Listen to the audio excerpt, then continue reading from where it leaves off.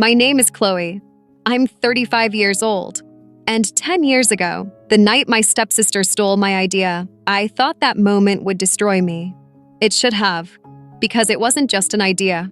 It was something I had been developing for years, sketching late at night, refining in silence, pouring every ounce of myself into. And in one morning, she stole it, carried it into that room, and made it hers. I watched her stand there, confident and radiant, as if she had bled for it. I watched her bask in the spotlight that should have been mine. And when the managers applauded, they weren't just celebrating a project. They were celebrating my betrayal. The worst part? She didn't just take credit. She got the promotion I had dreamed about since I was a teenager, the very chance I had worked for, the future I had built in my mind. She wore my years of labor like a crown, while I sat in the shadows, invisible. That sound, the sound of people cheering her success, built on my sacrifice, was supposed to break me. It was supposed to crush me into silence, to make me accept that she had won. But they didn't know me. They didn't know I was never going to surrender. They didn't know that betrayal can burn, but it can also forge. And the same sister who stole my idea, my dream, my moment, she's about to learn that taking what isn't yours comes with a price you can't afford. If you're watching this right now, drop a comment and tell me where you're tuning in from. And don't forget to subscribe, because this isn't just a story about stolen credit.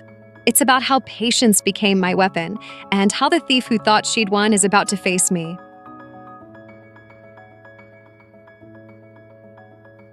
When people look at me now, they see a polished woman in a blazer. They don't see the girl who learned to swallow words like medicine, who smiled through splinters just to keep the peace. They don't see how early I understood that being right doesn't matter if the room prefers a prettier lie. My story really began when I was 6. That was the year cancer hollowed out my home. One day my mom was teaching me how to braid doll hair. The next she was a ghost drifting through hospital corridors, whispering apologies she shouldn't have had to make. I remember her hand thin, paper dry, resting on my cheek. I remember the smell of disinfectant and lilacs from the lotion she loved. And then I remember silence. After the funeral, our house changed. My father tried, but grief made him a stranger in his own skin. He burned eggs, forgot to pay bills, left socks in the oven because he thought it was the dryer. He still tucked me in at night, but his eyes were far away, fixed on something I couldn't reach. I learned to pour my own cereal, to pack my own school bag, to hide tears so he wouldn't feel worse. By the time I turned 12, my father remarried. Her name was Melissa, and she came in with a smile rehearsed for photographs and a voice always half an octave higher when other people were listening. With her came Charlotte, her daughter from a first marriage. Same age as me, same grade, same house from that day forward. At first, I tried to be excited. A sister, I thought. Someone to share secrets with. Someone who might sit on the roof with me in summer, or swap clothes, or laugh at teachers together. That fantasy lasted about a week. Charlotte wasn't interested in being a sister. She was interested in being the star. She had perfect handwriting, perfect hair, perfect timing when it came to tears. On her second week in our school, she managed to find my science project draft in the kitchen and present it as her own outline to the teacher. When I protested, she tilted her head, eyes wet. "I thought we were working on it together," she said sweetly. Melissa, standing behind her, chimed in, "Chloe, don't be selfish. Sharing is important." It became a pattern. If I practiced piano until my fingers cramped, Charlotte would swoop in during the recital and play something spontaneous she had overheard me rehearsing. If I stayed up until midnight perfecting an essay, Melissa would read Charlotte's version aloud at dinner, praising her brilliance, while my father smiled tiredly and said, "See, you girls push each other." That's good. Push each other? It felt less like a push and more like drowning while someone else learned to surf on my waves. Charlotte didn't always succeed, of course. Sometimes my teachers noticed. Sometimes I got the award, the ribbon, the applause. But even then, Charlotte had a way of making me pay for it later. A whispered rumor at school. A borrowed sweater returned with ink stains. A sly remark to Melissa that would turn into a lecture about gratitude. She didn't fight openly.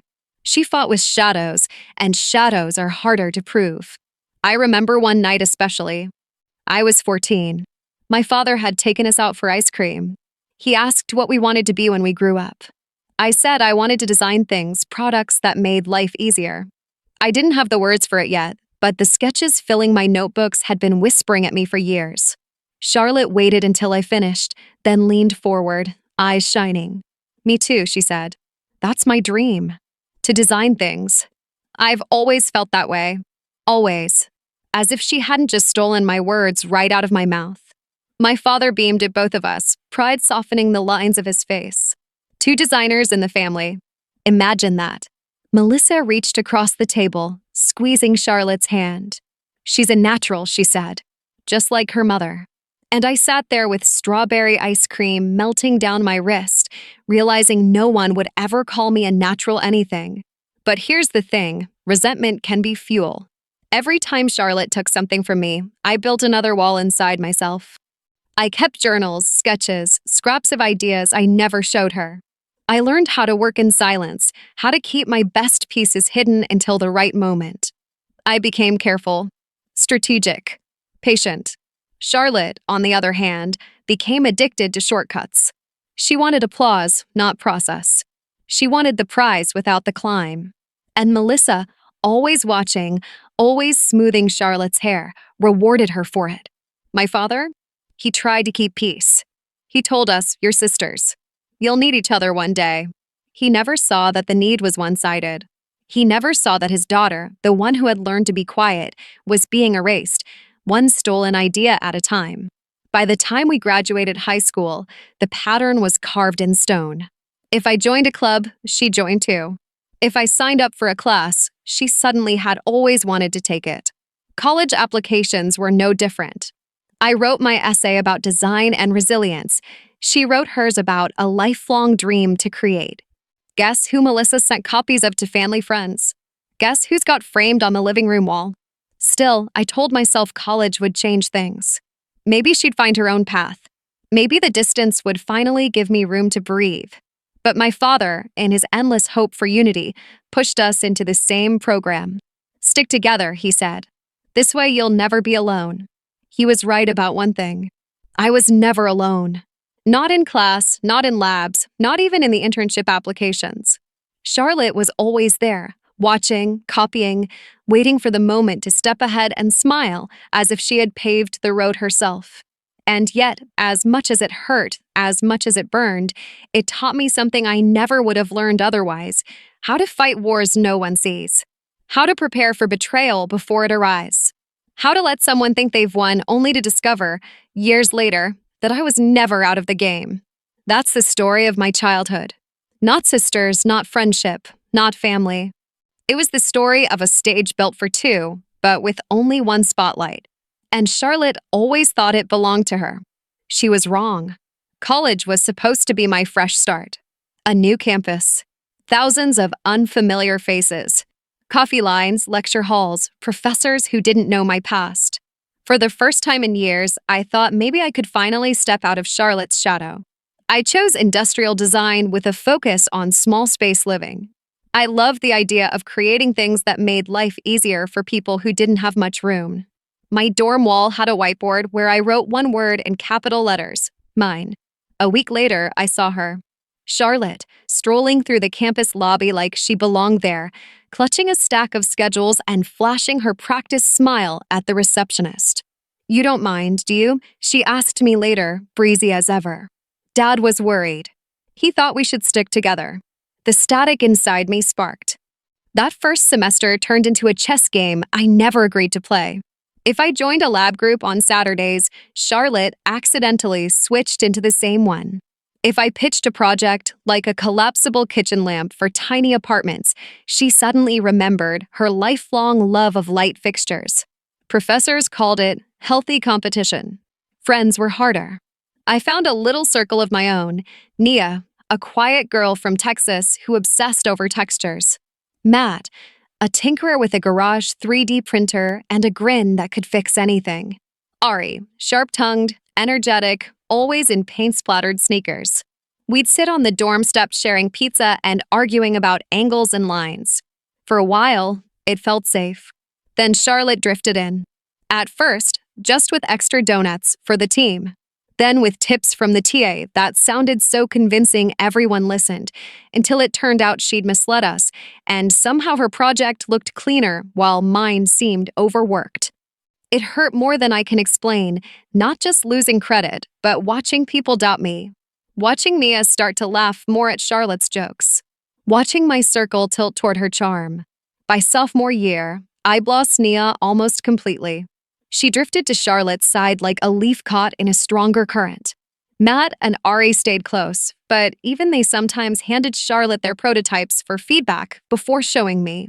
She knew how to present herself as sunshine, and people always leaned toward the warmer light.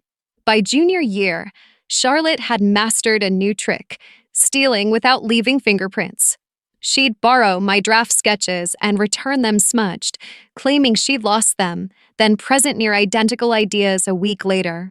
She'd sit in on brainstorming sessions and echo my words at the next critique, polished, rehearsed. Professors called her confident. I called it something else. When it came time for internships, Dad insisted again, you two should be together. Look out for each other. He had no idea what he was asking. We both ended up in the same mid-sized design firm. Glass walls, whiteboard pens everywhere, the smell of burnt coffee and ambition. From day one, Charlotte went straight for people, not projects. She remembered birthdays, brought muffins, laughed at every manager's joke, wrote little recap emails after meetings full of flattering phrases like, as you brilliantly said yesterday. They called her a ray of sunshine. Meanwhile, I was the one staying until 2 a.m., bleeding ink into prototypes, adjusting pixels until my eyes burned. I wasn't playing the same game. I wasn't even on the same board. One night, I caught her rifling through my desk. She jumped when she saw me, hiding something behind her back. What are you doing? I asked. Looking for tape, she said smoothly, showing me a dispenser that was clearly from someone else's station. Her thumb was stained with the same black marker I'd used an hour earlier on my sketches. I stared at her. Why do you keep following me? My voice shook, but not with fear, with exhaustion. School, college, internship, every project, every group, every friend. You always step where I've stepped.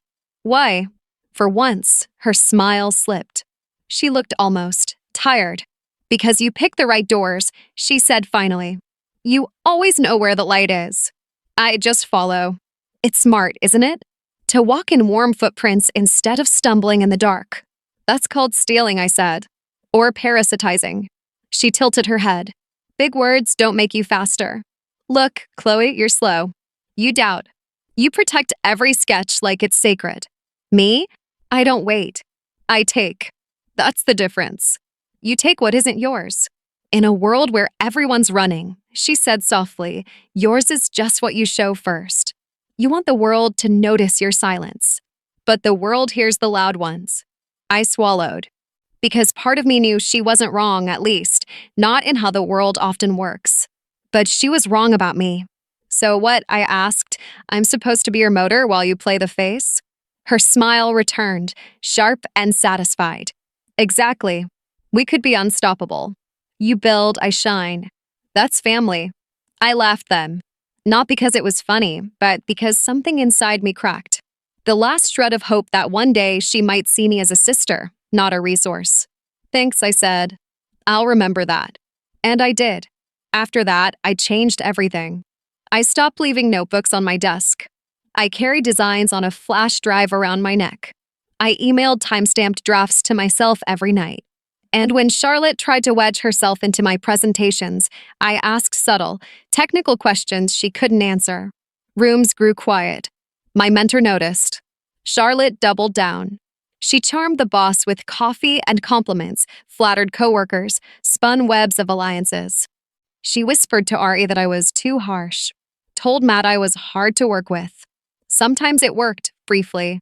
But when deadlines loomed, I was the one fixing mistakes, saving presentations, pulling late nights to keep projects afloat.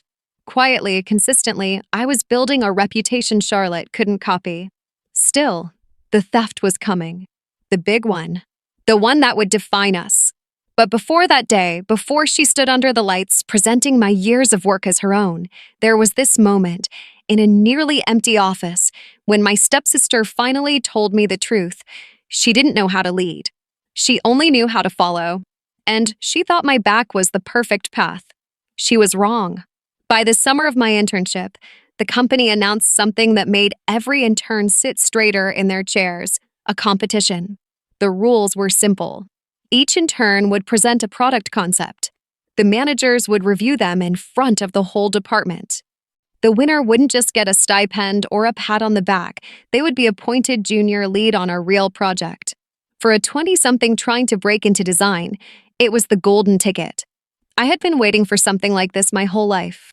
When the announcement email landed in my inbox, my hands shook. I already knew what I was going to present.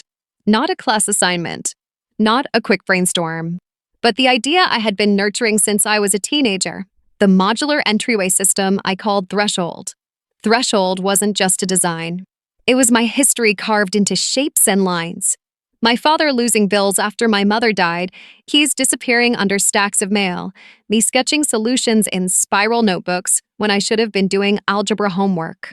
Over the years, I refined it: magnetic tiles, foldable hooks, a shallow tray that scanned letters and synced with an app.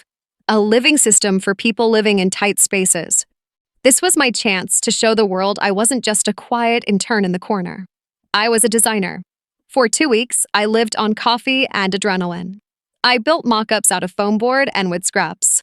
I sketched interfaces, flowcharts, exploded diagrams. I made 3 separate presentations, one for engineers, one for marketing, one for executives, because I didn't want anyone in the room to miss the vision. I kept my notebook with me at all times, even in the bathroom. And yet, somehow, it wasn't enough.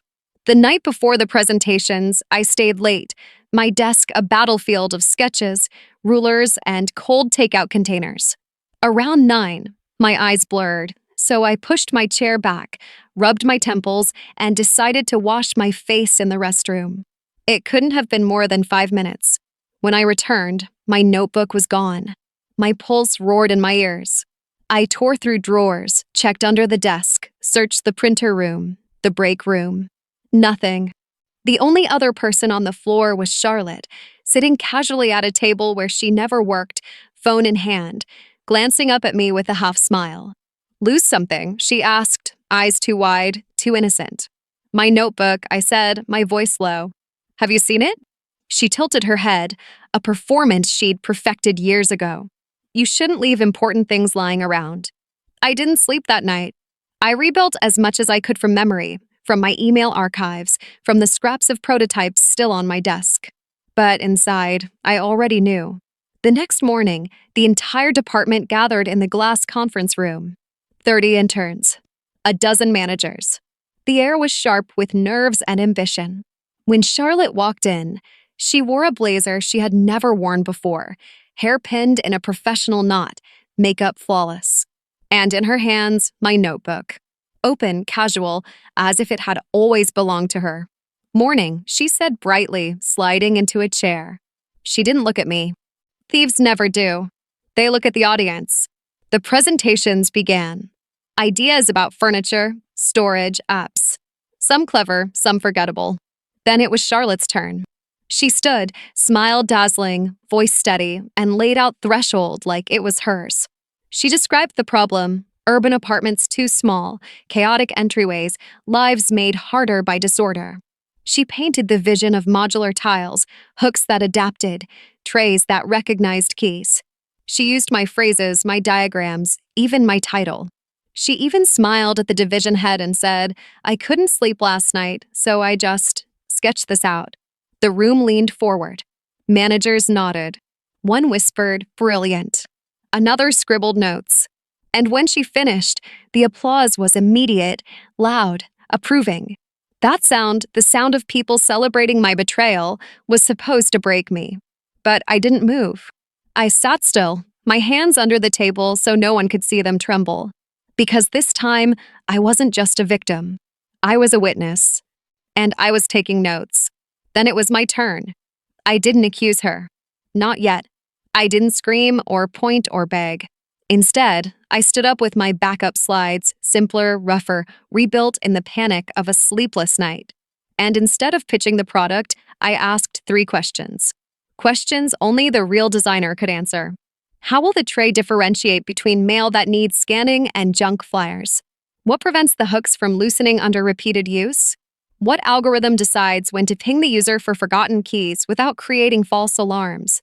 Charlotte's smile faltered. Just for a second. She hadn't thought about those things because I had. I lived them, tested them, bled for them. The managers looked between us. My mentor, Ria, gave me the smallest nod, as if to say, I see you. When the votes were tallied, the winner was clear. Charlotte. She was named junior lead of the Threshold project. She got the promotion, the title, the glory. She turned to me, lips curling into a smile that was both triumphant and dismissive, the same smile she'd worn since we were 12. But here's what she didn't know: ideas can be stolen. Credit can be faked. Applause can be misdirected. But the truth, patient, stubborn, relentless, always leaves footprints. That day, Charlotte thought she had crushed me. She thought she had buried me under the weight of her success. But all she really did was hand me the reason, the fire, the relentless hunger to wait 10 years and take everything back. And I would.